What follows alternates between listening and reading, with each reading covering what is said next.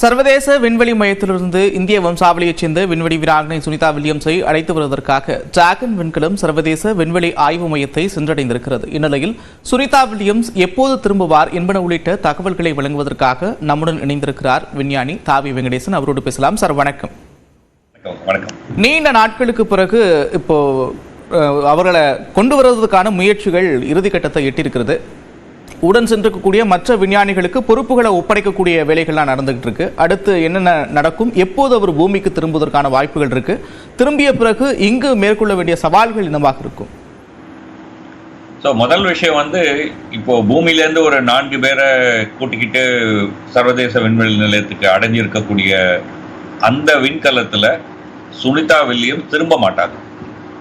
அந்த விண்கலம் அந்த சர்வதேச விண்வெளி நிலையத்திலேயே தான் இருக்கும் அடுத்த 6 மாதம். இப்போ போன அந்த 4 பேர் அதில் திரும்புவாங்க. ஏற்கனவே 7 பேர் அங்கே இருக்காங்க.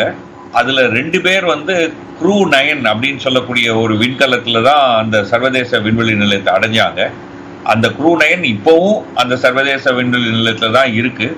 கடந்த 6 மாதமும் அங்கே தான் இருக்குது. அதில் தான் திரும்புவாங்க. அதாவது இது ஏதோ இவங்களை கூட்டிட்டு வரதுக்காக போன விண்கலம் என்பது ஒரு தவறான ஒரு பார்வை. இப்போ ஷிஃப்ட் சேஞ்ச் ஆகும் இல்லையா, அது மாதிரி இப்போ ஷிஃப்ட் சேஞ்ச் ஆகுது.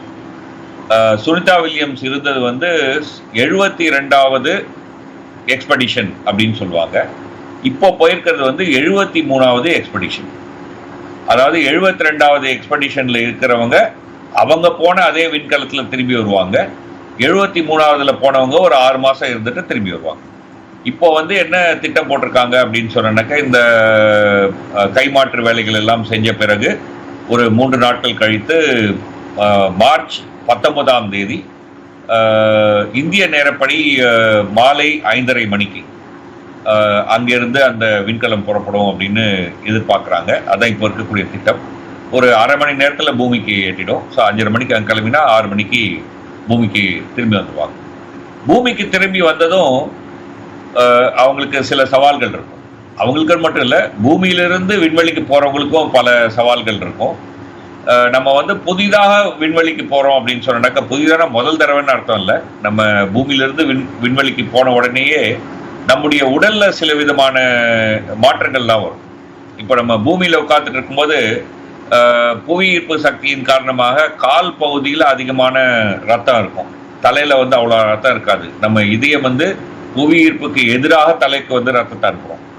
ஆனால் விண்வெளியில் நம்ம ஒரு ஃப்ரீ ஃபால் அப்படிங்கிற ஒரு நிலைமையில் இருக்கிறதுனால உடம்பு ஃபுல்லாக ஒரே மாதிரி ரத்தம் பரவும். ஸோ அதனால என்ன ஆகும்னா, ரத்தத்தினுடைய அழுத்தத்தின் காரணமாக கண் கொஞ்சம் வெளியில் வரும். தலையில் கூடுதலான ரத்தம் இருக்கும். இதெல்லாம் நம்ம சமாளித்து நம்ம அதுக்கு தயாராவதற்கு ஒரு சில நாட்கள் ஆகும். ஸோ அதனால தான் இந்த இந்த இந்த ஹேண்டிங் ஓவர் டைம் பொதுவாக 5 நாட்கள் எடுக்கும். இப்போ ஒரு 3 நாட்கள்லேயே அந்த ஹேண்டிங் ஓவரை முடிச்சுட்டு அந்த ஒரு 4 பேர் அந்த க்ரூ 9 அப்படிங்கிற அந்த விண்கலம் மூலமாக பூமிக்கு திரும்ப இருக்காங்க. பூமிக்கு திரும்பியதும் இதே கிராவிட்டியில் திரும்பி நம்ம நம்முடைய உடலை பழக்கப்படுத்துகிறோம். அதுக்கு சில நாட்கள் ஆகும். இதுதான் முக்கியமான சிக்கலாக இருக்கும். நீங்கள் பார்த்தீங்கன்னா, நம்முடைய முதுகு தண்டு இருக்கு இல்லையா, அந்த முதுகு தண்டு பூமியில் நம்ம இருக்கும்போது கிராவிட்டி பிடிச்சி இருக்கிறதுனால ஒரு எஸ் மாதிரி வளைஞ்சிருக்கும். ஆங்கில எழுத்து எஸ் மாதிரி வளைஞ்சிருக்கும். லேசாக, பெருசாக இல்லை, லேசாக வளைஞ்சிருக்கும். விண்வெளியில் இருக்கும்போது அந்த கிராவிட்டியினுடைய இழுப்பு இல்லாததுனால அது அப்படியே ஒரு நேர்கோடு மாதிரி இருக்கும். ஆங்கில எழுத்து ஐ மாதிரி இருக்கும். ஸோ திரும்பி பூமிக்கு வந்தது அது வளையணும். அப்படி வளையும் போது நம்முடைய உடலில் கொஞ்சம் வலி போன்ற விஷயங்கள்லாம் இருக்கும். முதுகு வலி போன்ற விஷயங்கள்லாம் இருக்கும். உயிருக்கு ஆபத்தான எந்த விஷயமும் கிடையாது. இந்த மாதிரியான ஒரு வலி போன்ற சில விஷயங்கள் இருக்கும். ஒரு சில நாட்கள், அதுக்கப்புறம் நம்ம தயாராகிடும். நிச்சயமாக குறிப்பாக சொல்லணும் அப்படின்னா, உடல் உபாதைகளை சந்திக்க வேண்டிய ஒரு பிரச்சனை இருக்கும். அதை சமாளிக்க வேண்டிய இடத்துல அவங்க இருக்கிறாங்க அப்படின்றத சொல்லியிருக்கிறீங்க. அதே நேரத்தில் விண்வெளி மையத்தில் அவங்க இருந்த நேரங்களில் ஏதோ ஒரு சத்தம் வருது அப்படின்ற ஒரு விஷயத்தை அடிக்கடி நம்ம கேள்விப்பட்டிருந்தோம். இப்போ மேலும் 4 விஞ்ஞானிகள் 6 மாதங்களுக்கு ஆய்வில் ஈடுபடுறதா சொல்லியிருக்கிறீங்க. ஸோ அது தொடர்பான தகவல்கள் இவங்க கொண்டு வரதுக்கான வாய்ப்புகள் எந்த அளவுக்கு இருக்குது? அது எந்த அளவுக்கு அடுத்த கட்ட ஆய்வுக்கு உதவியாக இருக்கும்? இந்த சத்தம் வருது அப்படிங்கிறதுலாம் ஒரு உண்மையான செய்தி கிடையாது. அது ஒரு போலியாக பரப்பப்பட்ட செய்தி தான். அந்த மாதிரி ஒரு திடீர் இதோ ஒரு மர்மமான விஷயம் அப்படிலாம் ஒன்றும் கிடையாது. 2000வது ஆண்டு, இப்போ நம்ம 2025 இருக்கிறோம். 2000வது ஆண்டு நவம்பர் 1ஆம் தேதி முதல் முறையாக அந்த சர்வதேச விண்குடியில் வந்து மனிதர்கள் வந்து குடி புகுந்தாங்க. அன்னிலேருந்து இன்னி வரைக்கும் அங்க ஒரு குழு இருப்பாங்க. அந்த பனிக்குழுவினுடைய பனிக்காலம் முடிஞ்சதும் புது குழு பூமியிலிருந்து அங்க போகும், பழைய குழு திரும்பி வரும். இப்படி மாத்தி மாத்தி ஷிஃப்ட் மாறி எப்பவுமே எல்லா நாட்களும், அதாவது 2000ஆவது ஆண்டுலேருந்து இன்னி வரைக்கும் வந்து அங்க குறைந்தபட்சம் 3 பேர் இருந்திருக்காங்க. அதிகபட்சம் 20 பேர்லாம் கூட இருந்திருக்காங்க. ஸோ அதனால 3 பேர் குறைந்தபட்சம் அங்க இருந்திருக்காங்க. அப்படி ஒரு ஆபத்தான பயமான ஒரு இடம்லாம் கிடையாது. நம்ம புதுசா போகும்போது அங்க அந்த அந்த விண்வெளி சூழலுக்கு நம்முடைய உடல் வந்து பழக்கப்படணும். அதுதான் வந்து ஒரு முக்கியமான ஒரு விஷயம். அதே மாதிரி நம்ம புதிதா போகும்போது அந்த விண்வெளி நிலையத்தை இயக்கும் போது பல்வேறு விஷயங்கள் இருக்கு இல்லையா. இப்ப நம்மளே இப்போ புதுசா நம்ம வீட்டுக்கு ஒருத்தர் வந்தா நம்ம என்ன சொல்லுவோம், சார் அந்த பாத்ரூம்ல வந்து மேல தாப்பால் சரியா போடாது, நடு போட்டுக்கங்க அப்படிலாம் சொல்லுவோம் இல்லையா. அது மாதிரி அந்த விண்வெளி நிலையத்தினுடைய தற்போதைய நிலைமையை பொறுத்து புதுசா வந்தவங்களுக்கு வந்து சொல்லிக் கொடுக்கணும். இதை பயன்படுத்துங்க, இதை பயன்படுத்தாதீங்க, இதை வந்து இப்படி பண்ணுங்க, இதை இங்க பண்ணுங்க, தண்ணி இங்க வச்சிருக்கோம், உணவு இங்க வச்சிருக்கோம் அப்படின்லாம் சொல்லிக் கொடுக்கணும். அந்த வேலைகள் தான் வந்து 2-3 நாட்கள் எடுக்கும். நிச்சயமா. அதே போல போயிங் விண்கலத்தில் போனவங்க இப்போ ஸ்பேஸ் எக்ஸ் நிறுவனத்தினுடைய விண்கலத்திலிருந்து வரக்கூடிய ஒரு சூழல் ஏற்பட்டிருக்கு. தொடர்ச்சியாக இந்த விண்கலங்கள் வடிவமைக்கக்கூடிய இடங்கள்ல இந்தியா எந்த அளவுக்கு பங்களிப்பு கொடுக்குது, எந்தெந்த நாடுகள் இதுல முன்னெடுப்பு எடுத்திருக்கிறாங்க?